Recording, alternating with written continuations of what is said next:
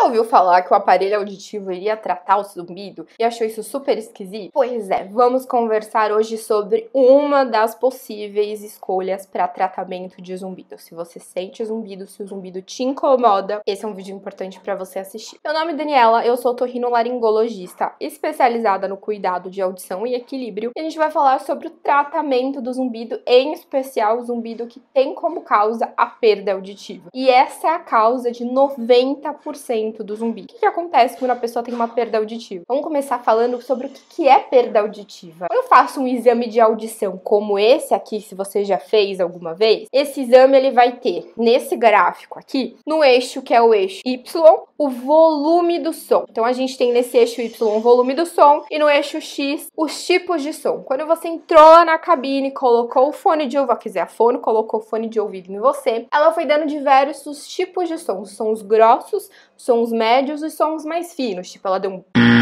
ela colocou lá no fonezinho de ouvido esses tipos de som pra você. E aí ela começa com som com volume mais alto, colocar lá 30 dB. Importante, nesse eixo aqui você vai falar, mas tem zero, tem negativo. Gente, esse é um cálculo populacional, esse não é o dB do Inmetro, não é o dB que o decibelímetro mexe, é um dB diferente. Então, vamos supor que ela colocou lá nesse gráfico lá em 30, né? Esse aqui é um exame de audiometria tonal, ouvido direito e ouvido esquerdo, normal. Essa é uma audiometria convencional. Que é uma audiometria convencional? Peraí, estamos complicando. Vamos fazer aqui vou tentar fazer aqui um fluxograma para você entender.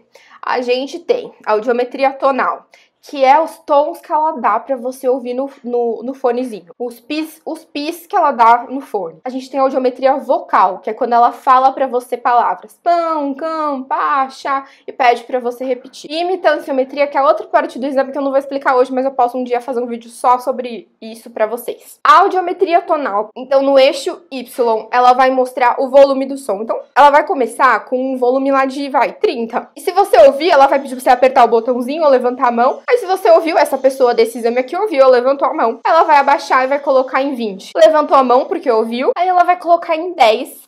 Isso, um sonzinho só. Então, esse som aqui de 250 do eixo X é um som grosso. Ela colocou em 10, se você ouviu, levantou a mão. Aí ela vai colocar em 5 dB. E aí você não ouviu, você não levantou a mão. Aí ela vai voltar pra 10. E você levantou a mão e você ouviu. Aí ela marcou a bolinha nesse gráfico lá. Em 250 e em 10 ela marcou uma bolinha. Ou seja, em 250 Hz de frequência, nesse som grosso, você ouviu em 10. Aí ela vai pro 500 e faz a mesma coisa. Aí ela vai pro 1000 e faz a mesma coisa, pro 2000, pro 3000, pro 4000, pro 6000, até chegar no 8000, que são os som agudinho. Você ouve até 8.000? Não, você ouve até 20.000. Mas nós temos padronizado como exame de audição essa audiometria até 8.000 Hz. Então, primeira coisa que eu vou te falar é, o fato de um exame de audiometria convencional estar normal não necessariamente quer dizer que o seu ouvido funciona perfeitamente, tá? Informação importante número 1, que você pode ter perda auditiva aqui a partir do 8.000. E é aí que entra um outro exame que às vezes a gente pede quando tá investigando a causa do zumbido de uma pessoa, que é a audiometria em altas frequências. Mas você pode ter um exame de audição igual a esse aqui. E esse exame aqui de audição, tá mostrando só o lado de ouvido direito da pessoa, é o típico exame de audição quando a gente tem perda auditiva pela idade. A gente vai ter essa curvinha que vai caindo em frequências agudas. Essa pessoa, eu consigo olhar pro exame dela e já te falar, é uma pessoa que tem até indicação de aparelho auditivo pela audição. Por quê? A classificação de perda auditiva, ela não é você ter, se você tiver uma perdica só numa frequência, você já tem perda auditiva. Não. A gente diz que isso é um rebaixamento naquela frequência. Mas a perda auditiva é uma média. Então eu vou fazer a média entre 500, 1.000, 2.000 e 4.000 Hz.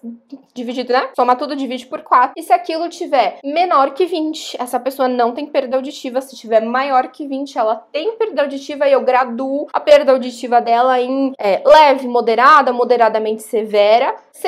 Eu não vou falar porcentagem. A gente não consegue fazer esse cálculo de porcentagem. Ai, mas no meu exame tá dizendo que tem tantos por cento. Aquela porcentagem é outra coisa, é da audiometria vocal, não é quantos por cento você ouve ou quantos por cento você perdeu, tá? Aquilo é o quanto de índice de reconhecimento de fala você teve quando ela disse pão, cão, pá, chá, quanto você entendeu, quanto você processou aquela informação. E é um dado super importante, porque quando a gente não ouve, parte do nosso problema não ouvir atrapalha o nosso entendimento. Só que o cérebro tem uma habilidade maravilhosa que ele consegue preencher lacunas. Então, se a gente vai junto na cozinha, cozinhando, eu falar pra você, me passa a aca, e você tem exatamente a audição dessa pessoa nos dois ouvidos, você não vai conseguir diferenciar V de F. E aí você poderia entender nessa frase, me passa faca ou me passa vaca. Mas a gente tá na cozinha cozinhando. E não é pra ter nenhuma vaca na cozinha.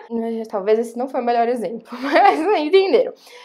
Aí você vai passar a faca, porque o seu cérebro vai entender qual é, vai preencher aquela consoante ali e você vai me passar a faca. Essa habilidade é uma coisa que a gente pode perder, não por causa da perda auditiva, mas em consequência a perda auditiva, porque a perda auditiva ela vai gerando aí um enfraquecimento, uma atrofia, uma preguicite no cérebro de compreender as coisas. Então aquela porcentagem lá do índice de reconhecimento de fala, que tá escrito IPRF, a gente quer sempre melhor que 92%. Se tiver abaixo de 88%, eu já sei que aquele cérebro tá ficando preguiçoso. Se tiver entre 92 e 88, eu vou falar pra você, não espere pra colocar um aparelho auditivo. Na verdade, gente, falando em audição agora, rapidinho, a gente vai falar sobre zumbido. Eu não vou deixar perder o fio do negócio aqui. Eu vou falar sobre a importância do aparelho pro zumbido. Mas só um pouquinho pra audição.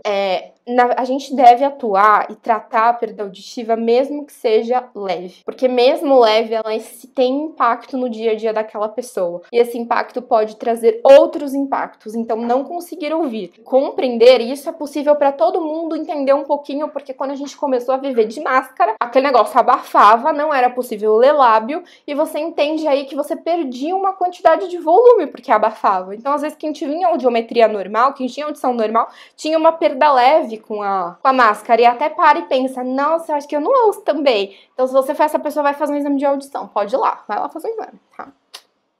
Mas então, você é essa pessoa aqui que tem essa perda auditiva, que acontece pela idade. Vamos dar esse exemplo. O que acontece quando você tem essa perda auditiva? Você perdeu as celulinhas lá do seu ouvido, as células ciliadas da sua cóclea, do seu órgão de audição no seu ouvido. O seu cérebro percebe isso, porque ele é um cara que quer resolver tudo e fica gerenciando tudo. E quando o cérebro percebe, ele fala, vou resolver. Ele não consegue resolver. Ele criou um problema nessa hora. Porque ele tenta, como se ele estivesse tentando aumentar o ganho, como se ele estivesse tentando fazer você ouvir mais. Na hora que ele tenta fazer você ouvir mais, ele dá um distúrbio em toda a condução do som, do nervo até chegar na área do cérebro que escuta. E isso pode gerar o zumbido, isso pode gerar hiperacusia, que é a intolerância, incômodo com sons. Isso pode gerar outros sintomas, inclusive como distorção sonora. E aí, por isso que a gente trata o zumbido quando existe perda auditiva com aparelho auditivo. Por quê? O zumbido está acontecendo porque existe uma perda auditiva, né? Você tá lá, tem uma perda auditiva no seu exame de audição, seu cérebro está criando um zumbido na hora que ele tenta consertar a perda auditiva. O que eu faço? Conserta a perda auditiva. O que vai acontecer? O seu cérebro vai começar a querer desligar os mecanismos que geraram aquele zumbido. Ai, então é só eu botar o aparelho que o zumbido vai desligar? Não, não funciona muito bem assim. Porque levou um tempo para aquele zumbido criar. A depender do tempo de zumbido que você tem, ele cronificou.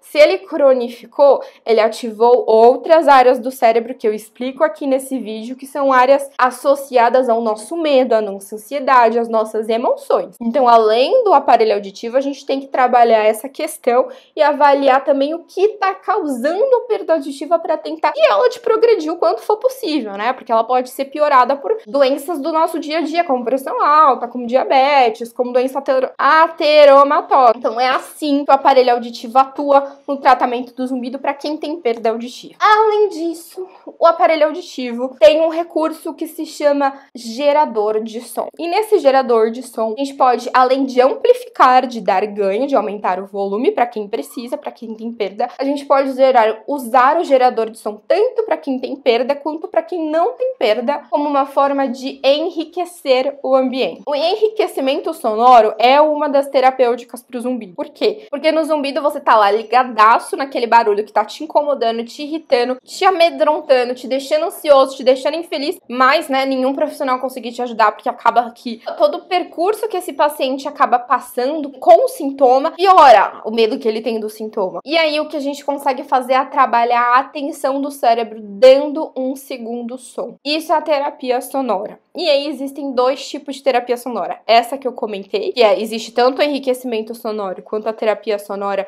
que você dá um som num volume abaixo do zumbido, e aí, para fazer isso, se faz um exame chamado acufenometria, que é um exame que vai medir o tipo de frequência que é o zumbido da pessoa, qual frequência mais parecida, e também o volume em que está esse zumbido. Então, nesse gráfico do exame de audição, a gente desenha o zumbido nesse gráfico para entender. E aí, coloca um som num volume abaixo do que o volume do zumbido da pessoa. Um som que seja confortável, né? Porque ela já tá irritada com o zumbido, a gente tem que achar um som que seja confortável pra ela. Ai, mas aí eu vou ter 2 zumbidos, não vou? Não, você vai ter 2 sons. E esses 2 sons vão começar a competir um entre o outro. E o seu cérebro vai parar de ficar: nossa, esse zumbido que tá aqui é um problema, é um negócio de alarme, tem que prestar atenção, tem que prestar atenção, tem que prestar atenção. Ele vai: nossa, tem 2 sons, acho que os 2 não importam, eu vou parar de prestar atenção. E quando a gente trabalha a área de atenção do cérebro, a gente consegue reduzir a percepção do zumbido. Então, mais uma vez, não é desligar o zumbido de uma vez, é trabalhar a redução e percepção do zumbido. Pode ser que a pessoa tenha uma remissão, que esse zumbido vai embora completamente? Pode, é possível, já foi relatado, já.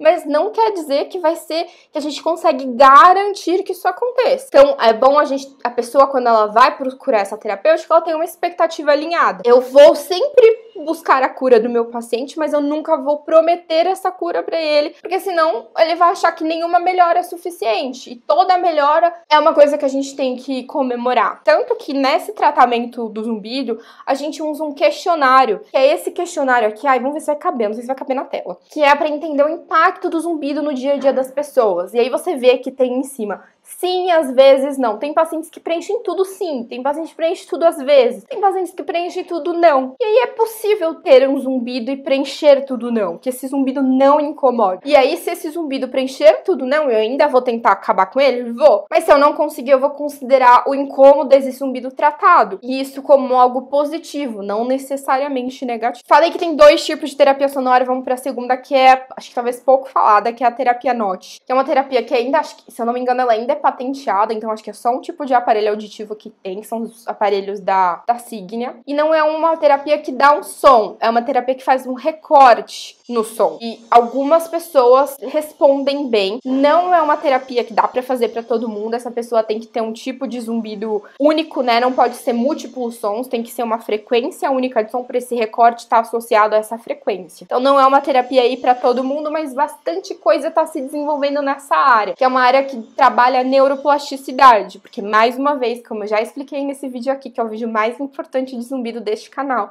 o zumbido está no cérebro. O zumbido é uma resposta do cérebro a um problema. Esse problema pode ser no ouvido, e esse problema pode ser também músculos, articulações, que é o caso do zumbido somatosensorial. Tá nesse outro vídeo aqui. Espero que você tenha entendido. Eu tentei explicar um pouquinho do exame de audição, eu quero gravar ainda um vídeo em que eu consiga aparecer falando, mas mostrando a minha tela, e aí eu consigo explicar pra você interpretar seu exame de audição.